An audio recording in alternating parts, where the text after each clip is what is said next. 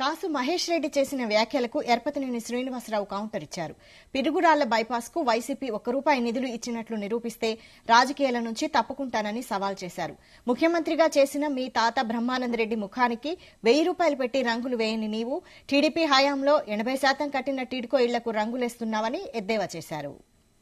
పెట్టింది మొత్తం కూడా ఆయన వినకుండా పాపం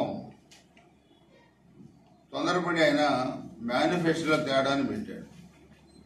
ఇక్కడ ఏం పెట్టాడు? సొంత ఇల్లు లేని 4000 మైనార్టీ కుటుంబాలకు ఇళ్ల పట్టాలు ఇచ్చి 2 లక్షలు విలువ చేసి గృహ నిర్మాణానికి 2 లక్షలు సాయం 160 కోట్లు అంట మైనార్టీలు.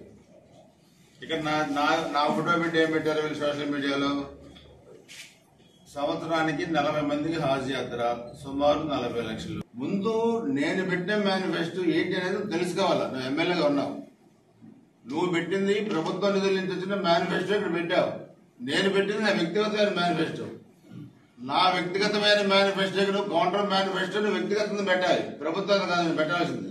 ప్రభుత్వం నీ మేనిఫెస్టో వ్యక్తిగతంగా నేను ఒక సిలిండర్ ఇచ్చాను 5 ఏళ్లలో, నువ్వు 4 సిలిండర్లు ఇస్తానని మేనిఫెస్టో పెట్టు, మేము సంతోషిస్తాం. ₹850 గ్యాస్ సిలిండర్ రాలేదు. ₹850 అంటే నెలకు ₹14 వెలగట్టాడు నేను ఈ గ్యాస్ సిలిండర్కి.